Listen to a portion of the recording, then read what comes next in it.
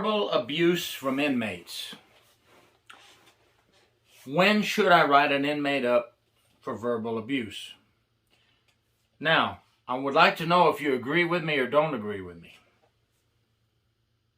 Because writing an inmate up for every single time they curse you out, in my opinion, you will be this high in paperwork every single day of your career, folks.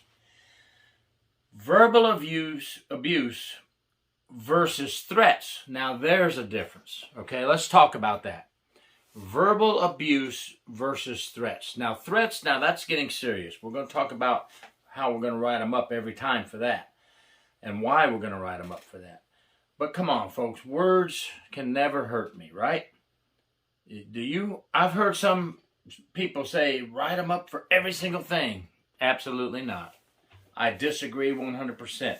Is that what you want to do all day long? Write reports? I would rather we handle a lot of the situations with verbal judo, or the old let the words bounce off me and go on about my business. And I'll tell you a few things that I have done to quell that little issue when they want to get mouthy without paperwork, without having to do tons and tons and tons and tons of paperwork, okay? And when we will do paperwork. For example, CO, what time is it? It's 11 a.m. 2 minutes later, you all know this, CO, what time is it? It's 2 minutes later than what I just told you a minute ago. Fuck you, CO. Fuck you, white cracker pussy motherfucker. Sorry about the language, but I warned you ahead of the video. Okay. What am I going to do? Just go berserk now? Open that cell, I'm going to beat his ass. Well, now you're going to get yourself in trouble. That's what they want, right? They want to set that trap. Set that trap and see if you're going to pop in that mousetrap. Don't do it. I'm retired now. I'm going to tell you what I've done a couple of times.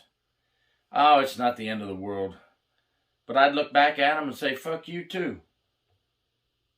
And then I'd get a laugh from the inmate. In a lot of cases. And then I'd start laughing.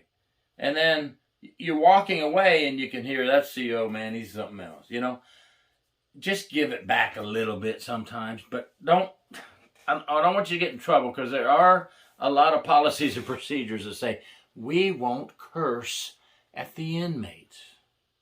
Although they curse at us all day long, call us all kinds of names, but we won't curse at them. We will set the example. Well, I understand that. I'm not trying to be a smart ass or facetious, but you know, those people that aren't working the floor with those inmates don't have to be with them 12 and 16 hours a day, 5 and 6 days a week.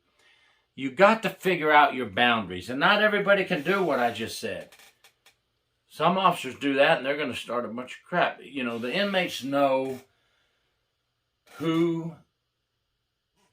is able to make them do what they're supposed to do, maybe get just a little bit offline with them, have a laugh, and move on. It can be done. I do not recommend this for new officers. Just let the words bounce off, do what you're supposed to do, and do not let them get your temper going. That's the main point of all this. Don't let their words get your temper going, because something else they're going to tell you as well is sometimes F you and your mama. And if your mama was here, this is what I would do to her. Ooh. Oh, I'm mad now. I'm mad now. I'm walking away. I clenched my fist. They saw me. Oh, I'm mad. Now they're going to keep trying to egg you on to come over and do something, you know. They would like for you to go off. Many of them. Don't get me wrong. Not all inmates do this, folks, but a vast majority do. Just take a tour of college students through a jail or prison, which I've done both. Take them through. And you tell the inmates, we're bringing some people through. Try to be on your best behavior. Most of them will. But you're going to get some that when those college girls are walking through there, after they get by and they're down the hall a ways, woo, look at that ass. Man, is she fine. Ooh, I'd like to do that. Oh, I'm sorry. Am I telling you the real stuff that goes on behind the walls? I'm so sorry if you're offended by now. If you're offended, then you don't need to worry about corrections, okay? It's too strenuous on your little mind.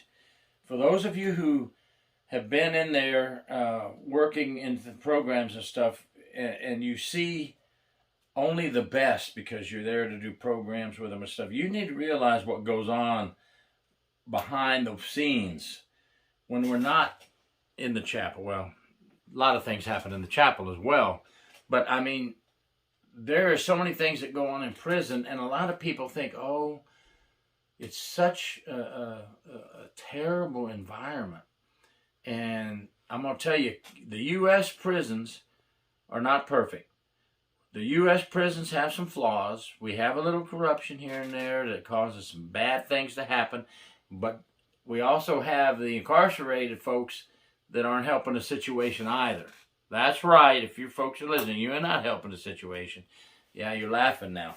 Well, that's the way it goes, folks. This is prison life, the real prison life, not what we who have never been in it think about when we write articles on how we must make everything wonderful and pretty and nice and smell real good. No, it doesn't smell good in there.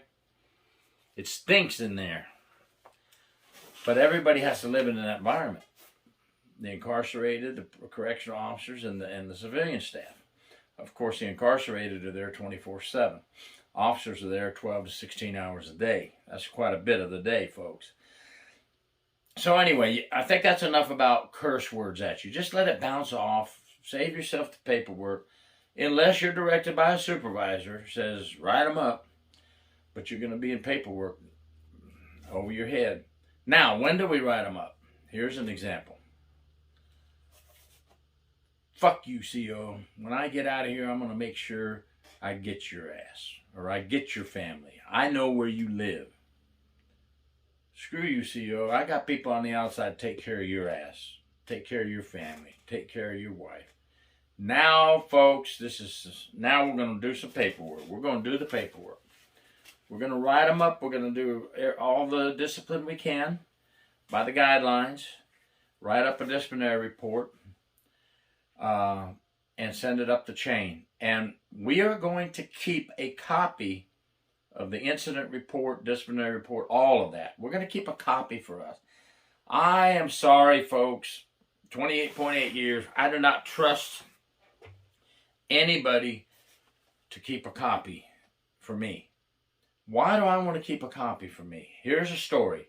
A friend of mine had that happen to him in the county jail, not after I moved to the jail from the prison. He exercised a lot, kept himself in shape, thank goodness. An inmate told him some very threatening things, what he was going to do to him. Told him, I know you're in Lake Wales, Florida. I see your ass. I know where you live. I'm going to get your ass. Well, he wrote it up, thank goodness. This guy gets out of jail one day, for sure. They're at the gas pumps. The former inmate sees him. He's pumping gas over on the other side. He says, I told you what I was going to do to your ass when I got out of jail. He went over to get my buddy, the officer. My buddy beat the hell out of him. The police come and they arrest both of them. Normal, okay? They arrest both. Both fighting at a gas station. Well, what saved my buddy, the correctional officer? He told him about the inmate threatening him in the jail. And witnesses said, no, this guy came and attacked him. And they called the jail. And they got the report because the jail kept it on file like they should. And they said, well, you're not, uncuff him. You're not under arrest. This guy's being charged. Okay? This is why we write down, we do reports on threats. Words can bounce off of me, but when you start to threaten me, write it up, folks, please. It's for your safety, your family's safety, and it could save you one day like it saved my buddy. Thanks a lot, guys. Keep the temper down. Keep even keel. and you'll make it through this career just fine. Thank you, folks. Gary York, True Prison Stories. Please subscribe.